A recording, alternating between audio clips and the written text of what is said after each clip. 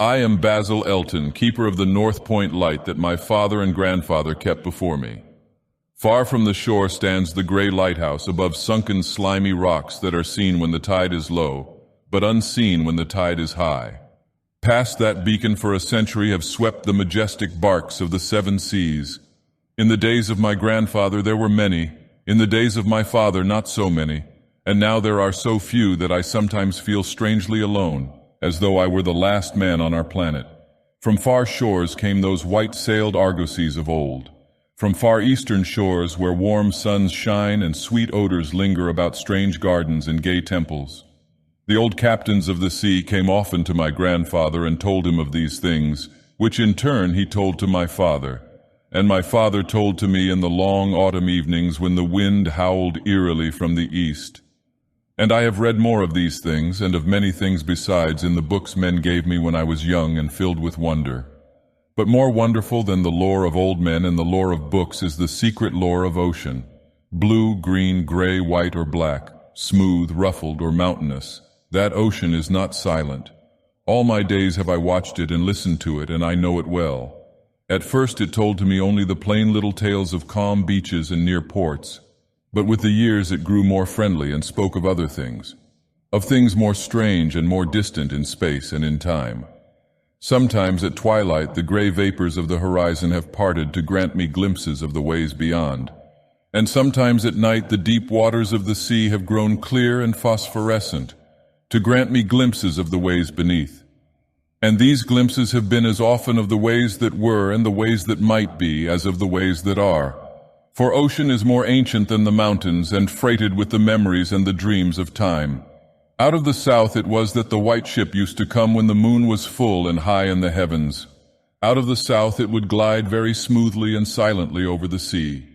And whether the sea was rough or calm, and whether the wind was friendly or adverse, it would always glide smoothly and silently, its sails distant and its long, strange tiers of oars moving rhythmically.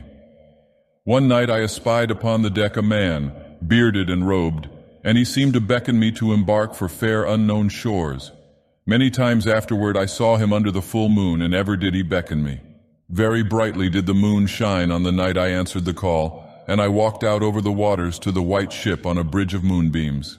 The man who had beckoned now spoke a welcome to me in a soft language I seemed to know well, and the hours were filled with soft songs of the oarsmen as we glided away into a mysterious south, golden with the glow of that full, mellow moon.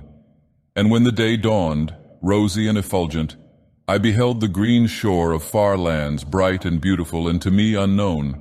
Up from the sea rose lordly terraces of verdure, tree-studded and showing here and there the gleaming white roofs and colonnades of strange temples. As we drew nearer the green shore, the bearded man told me of that land, the land of Zar, where dwell all the dreams and thoughts of beauty that come to men once and then are forgotten. And when I looked upon the terraces again, I saw that what he said was true. For among the sights before me were many things I had once seen through the mists beyond the horizon and in the phosphorescent depths of ocean. There too were forms and fantasies more splendid than any I had ever known, the visions of young poets who died in want before the world could learn of what they had seen and dreamed. But we did not set foot upon the sloping meadows of Zar, for it is told that he who treads them may never more return to his native shore. As the white ship sailed silently away from the templed terraces of Zar, we beheld on the distant horizon ahead the spires of a mighty city, and the bearded man said to me, "This is Thalarion, the city of 1,000 wonders, wherein reside all those mysteries that man has striven in vain to fathom." And I looked again at closer range and saw that the city was greater than any city I had known or dreamed of before. Into the sky the spires of its temples reached, so that no man might behold their peaks, and far back beyond the horizon stretched the grim gray walls, over which one might spy only a few roofs, weird and ominous, yet adorned with rich friezes and alluring sculptures. I yearned mightily to enter this fascinating yet repellent city, and besought the bearded man to land me at the stone pier by the huge carven gate a carriel. But he gently denied my wish, saying, "Into Thalarion, the city of 1,000 wonders, many have passed, but none returned. Therein walk only demons and mad things that are no longer men, and the streets are white with the unburied bones of those who have looked upon the Eidolon Lathi, that reigns over the city. So the white ship sailed on past the walls of Thalarion, and followed for many days a southward flying bird, whose glossy plumage matched the sky out of which it had appeared. Then came we to a pleasant coast gay with blossoms of every hue, where as far inland as we could see basked lovely groves and radiant arbors beneath a meridian sun. From bowers beyond our view came bursts of song and snatches of lyric harmony, interspersed with faint laughter so delicious that I urged the rowers onward in my eagerness to reach the scene. And the bearded man spoke no word but watched me as we approached the lily-lined shore. Suddenly a wind blowing from over the flowery meadows and leafy woods brought a scent at which I trembled. The wind grew stronger, and the air was filled with the lethal, charnel odor of plague-stricken towns and uncovered cemeteries. And as we sailed madly away from that damnable coast, the bearded man spoke at last, saying, "This is Zura, the land of pleasures unattained." So once more the white ship followed the bird of heaven over warm, blessed seas fanned by caressing aromatic breezes. Day after day and night after night did we sail, and when the moon was full we would listen to soft songs of the oarsmen, sweet as on that distant night when we sailed away from my far native land. And it was by moonlight that we anchored at last in the harbor of Sonanil, which is guarded by twin headlands of crystal that rise from the sea and meet in a resplendent arch. This is the land of fancy, and we walked to the verdant shore upon a golden bridge of moonbeams. In the land of Sonanil there is neither time nor space, neither suffering nor death, and there I dwelt for many eons. Green are the groves and pastures, bright and fragrant the flowers, blue and musical the streams, clear and cool the fountains, and stately and gorgeous the temples, castles, and cities of Sonanil. Of that land there is no bound, for beyond each vista of beauty rises another more beautiful. Over the countryside and amidst the splendor of cities rove at will the happy folk, of whom all are gifted with unmarred grace and unalloyed happiness.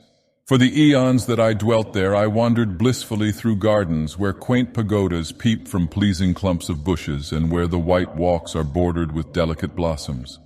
I climbed gentle hills from whose summits I could see entrancing panoramas of loveliness, with steepled towns nestling in verdant valleys, and with the golden domes of gigantic cities glittering on the infinitely distant horizon.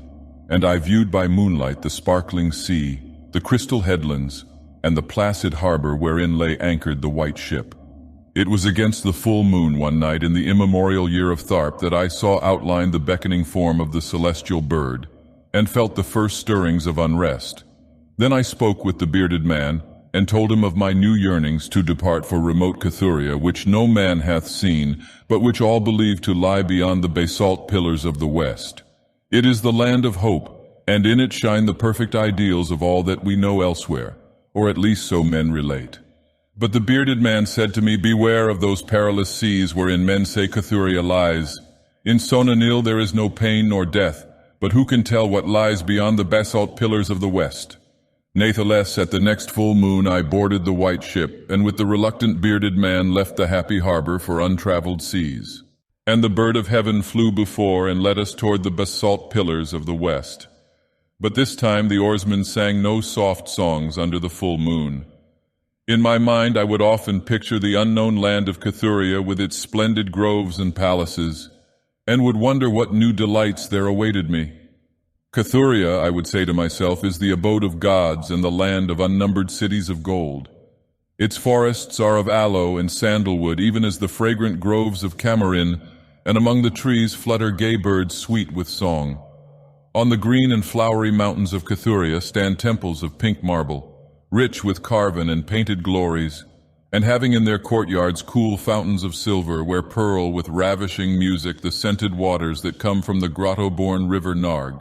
And the cities of Cathuria are cinctured with golden walls, and their pavements also are of gold.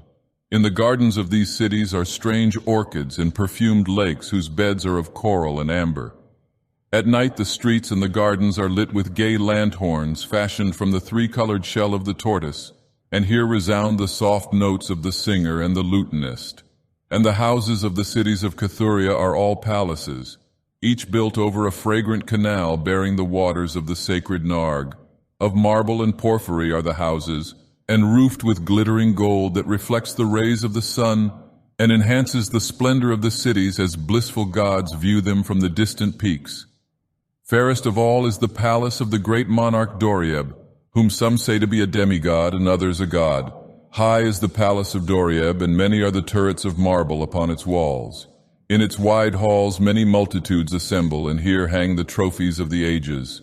And the roof is of pure gold, set upon tall pillars of ruby and azure, and having such carven figures of gods and heroes that he who looks up to those heights seems to gaze upon the living Olympus. And the floor of the palace is of glass, under which flow the cunningly lighted waters of the Narg, gay with gaudy fish not known beyond the bounds of lovely Cathuria. Thus would I speak to myself of Cathuria, but ever would the bearded man warn me to turn back to the happy shores of Sona Nyl. For Sona Nyl is known of men, while none hath ever beheld Cathuria. And on the 31st day that we followed the bird, we beheld the basalt pillars of the west.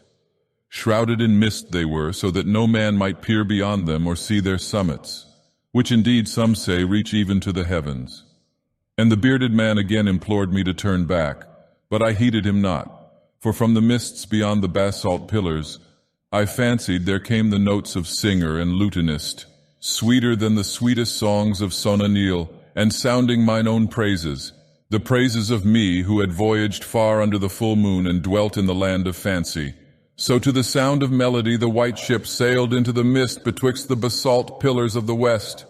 And when the music ceased and the mist lifted, we beheld not the land of Cathuria, but a swift-rushing, resistless sea over which our helpless bark was borne toward some unknown goal. Soon to our ears came the distant thunder of falling waters, and to our eyes appeared on the far horizon ahead the titanic spray of a monstrous cataract, wherein the oceans of the world dropped down to abysmal nothingness. Then did the bearded man say to me with tears on his cheek, "We have rejected the beautiful land of Sona Nyl, which we may never behold again. The gods are greater than men, and they have conquered." And I closed my eyes before the crash that I knew would come, shutting out the sight of the celestial bird which flapped its mocking blue wings over the brink of the torrent. Out of that crash came darkness, and I heard the shrieking of men and of things which were not men.